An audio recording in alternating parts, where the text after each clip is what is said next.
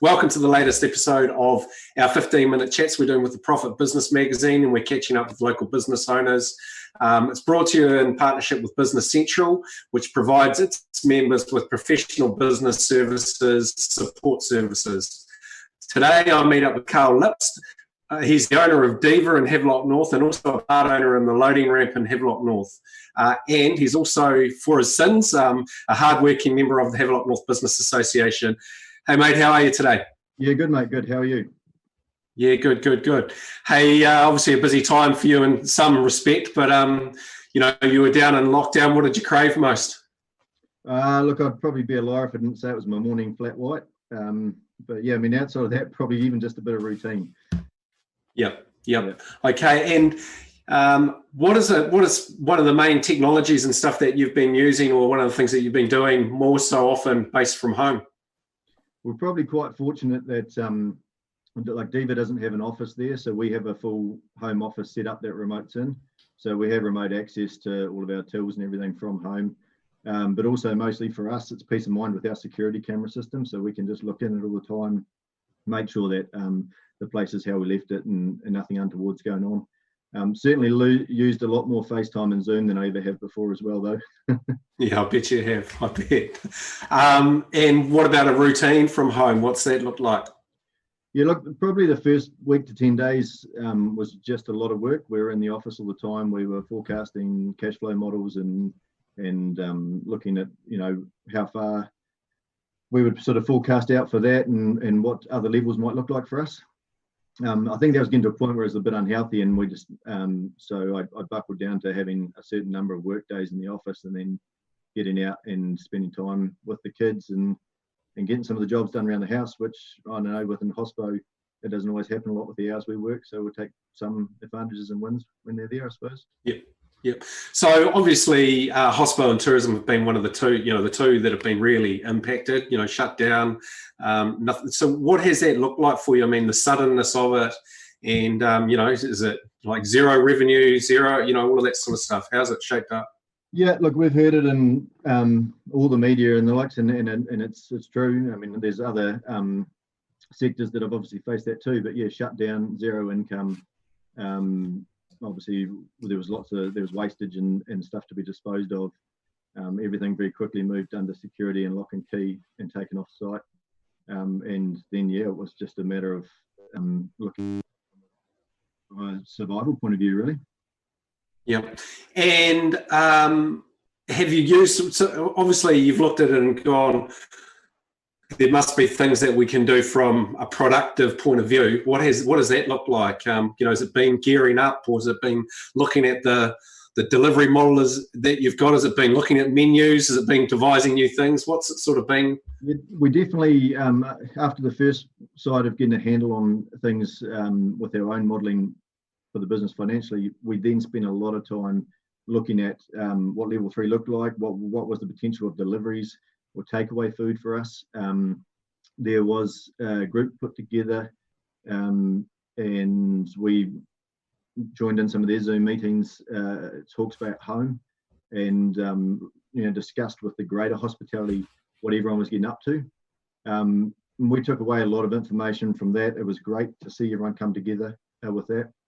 But we had to apply it to our own business. And most of the models that we ran, we spent a lot of time working on it, but there was none that said, hey, it's viable. In many cases, we would probably be in a worse situation if we tried to operate takeaways in level 3, I believe. Yeah. So I was talking to somebody about that last night, and I think it's as brave of those that haven't opened as those that actually have, because there obviously was the unknown. There was probably going to be that mad rush in a hospo, people wanting their takeaways and the like straight after when we went into level 3. But is that something was it an easy decision to make to try and not set up that type of model? Or? No, it was really tough because like with everything in this, it's that fluid thing of how long. Like there was no guarantees how long we're going to be in level 3, 4. We backed ourselves on the fact that we were hoping level 3 would be very short. So we certainly didn't call out, hey, we're not doing this, because in case we had to react and try and do something that did work under level 3. Our call as we sit right now, we're extremely hopeful that we will be moving to level 2 and we'll get back to some form of trade.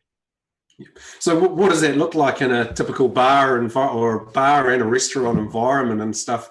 And we'd be down to a 1 meter rule by then, sort of thing. But that's where cafes and restaurants and bars, they are where we gather to socially catch up with people and interact. Yeah, it's a huge part of who we are as New Zealanders and Kiwis, I think, is getting together and being social. And we've sort of been told not to do that.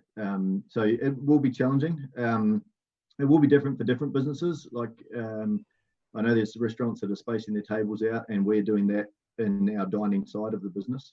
But the bulk of our businesses are the bar trade. Obviously, we have the food dining aspect to that. But yeah, we're about getting in there and being social and hanging out. So look, level 2 really will be challenging as well, but at least we will be open and trading. There's obviously further guidelines to come on that, but from what we've seen already, and for the week we spent trading in level 2 before shutdown, it has a dramatic impact on our business.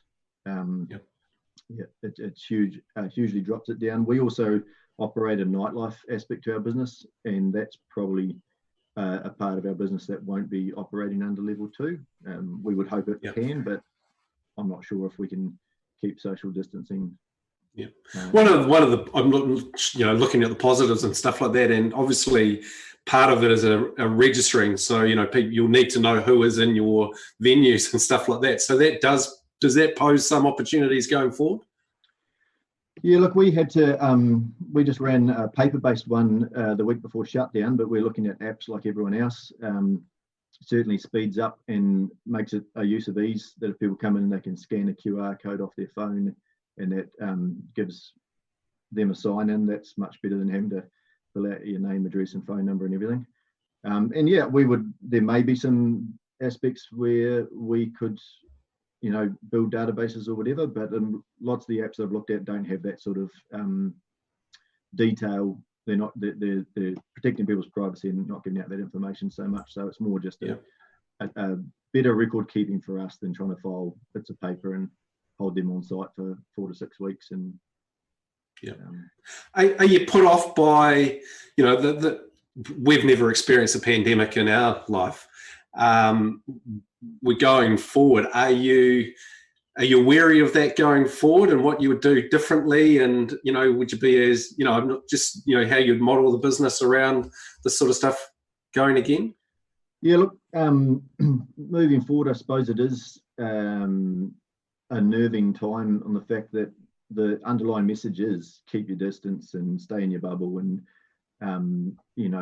it is a warning away to being too social.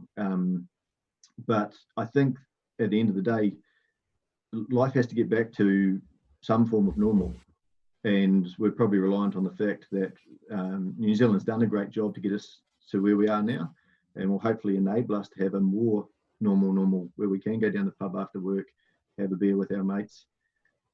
It might just change how that trade looks. If more people are working from home, then it's more of an outing to go down to the bar to get out of the house, rather than a catch up after work.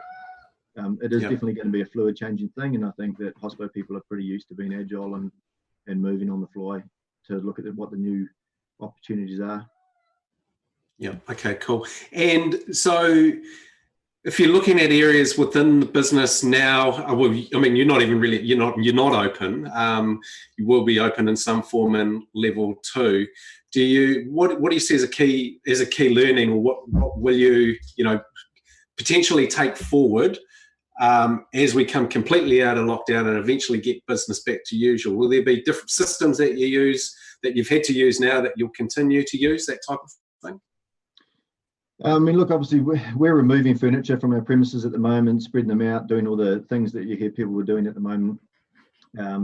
As a food premise, we always had high hygiene standards anyway, but obviously the level of consciousness we have our staff at with that now, the placement of sanitizer around our building and disinfectant and sprays and the likes. I think it just continues that high level of service that we're used to with those type of things. But definitely we're looking at the way you go to business with everything, as to how we can best fluid move forward with this. We've been contactless payment for a long time. We try and keep everything pretty simple and easy like that. But yeah, we do a lot. It may sound a silly question, but what happens from a smoking environment and stuff like that? How does that change at all because of the situation? Not that I'm aware of. I mean, obviously everyone's supposed to keep their distance, and that applies in total. But we still have smoking and non-smoking areas, and people will have to keep their distance within those areas.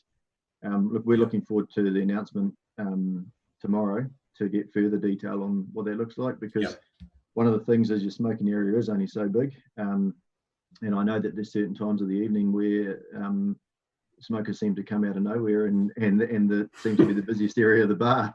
So the old social smoker. But it's just going to be down to how we are to monitor that and police it, and surely there's got to be a little bit of notice on the individual as well. So you're part of a vibrant community, Havelock North. It's quite based on a retail cafe and real hospo offering. What do you think that'll look like going forward? Do you see many changes? I mean, probably a lot of us got our fingers crossed with the businesses that do reopen and that they remain open and things like that. Is that a nervousness that we'll lose some of that buzz? Yeah, I mean, no one wants to walk around a beautiful, vibrant village and see a lot of empty retail or commercial premises and stuff like that. Look, no one knows everyone's individual situations, but I'm certainly really hopeful that I think Havelock will hopefully come out of this quite vibrant still. I know from a hospitality sector, we're a sector that's hurting, but there's always those that are worse off, and certainly some of the bigger regions, the likes also of Queenstown, Rotorua, will really, really feel this, will impact a lot of hospitality. I believe that hopefully there'll be good support for local shopping and really get people back out in the village. Havelock probably had a bit of a taste of this a couple of years ago with the water outbreak, and and the impact that had on. And I would say there's probably been some learnings from that experience come into this, and one of them would be even around just facing adversity and trying to remain positive and look to come out the other side. Yeah, I totally agree. I mean, we weren't in the village when the water crisis hit, but obviously we saw the effect of that on the business books when we took over. It certainly wasn't a great time, but look, it's similar but different, and we're certainly hearing from a lot of people that they're ready to get out. They want to get out. Look, I think even you see a world of difference in level 3 right now. There's a lot more people around and about, and we've certainly everyone I've spoken to in the village is really supportive of local village businesses. So we are hearing some real positive stuff out there, and hopefully that continues. Cool, great. And just quickly, and lastly, just on the Hawke's Bay economy itself, it's going through a rocky road, but potentially we are better situated to recover a lot quicker than other regions. Is that what you would see? Yeah, look, that's how I would see it. Definitely, like I've called out some other regions in previous question there that might feel that struggle quite a bit. We've got a lot of different sectors within our economy. There's how the farming recovers from the drought, but there's also a lot of fruit in Hawke's Bay. There's lots of different sectors. And as far as the retail and hospitality, I would hope there's a lot of regional support there. But we're also very much a region that I think is really appealing to the rest of New Zealand to come and visit. And with the borders, I know there's talk around the Trans-Tasman bubble, but even still, there'll be a lot more people travelling within New Zealand. I would certainly hope that Hawke's Bay is appealing with the likes of all the wineries. And the big one for us is that it will just be how long does level 2 last? When do we start to, see those winery concerts again and, Art Deco? If, when we hit summer, hopefully we have reached a point where we see a return to what's a normal Hawke's Bay economy. And we've got Rod Stewart coming back, hopefully. Yeah. I mean, look, I'm not naive. It's going to last a bit longer than that, but certainly it will depend. The quicker we can get things up and running and stimulated again, the better it's going to be. And just one last one, I missed this earlier, but you do have staff, and have you kept the morale and the communication channels and all of that sort of stuff? Has that been a real focus? Yeah, look, I mean, I've heard this from lots of other hospo guys too, but we're really proud of our team. This was probably a very scary, daunting thing for everyone involved, and they really stepped up. We were there as a team, packing down, clearing away and everything. We've been in communication throughout the lockout, whether it's sharing a few jokes or just keeping everyone updated with what's going on. We did apply and draw down on the subsidy, and that's certainly been a great asset to being able to keep our people going, and and we're glad that we're able to do that. It's certainly, for me, one of the things that's been best for me in this situation, and that's not a financial reference. That's like in my own well-being, knowing that we can take care of our guys and have them still going. And we've been in a lot of contact this week because we are prepping to open, because we're being extremely hopeful in that regard that we're going to get some great news on Monday.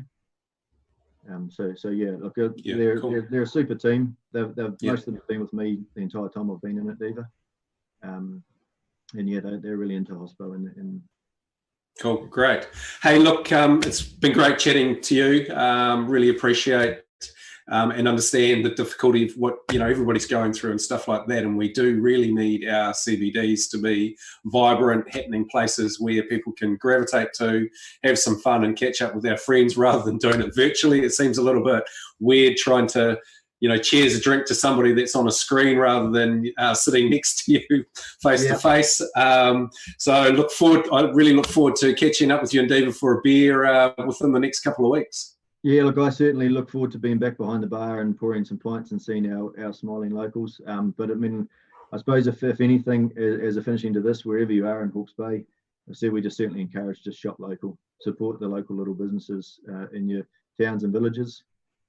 Because that's what's going to help you sell this. Awesome. Hey, thank you very much. Good to catch up. Thanks, mate.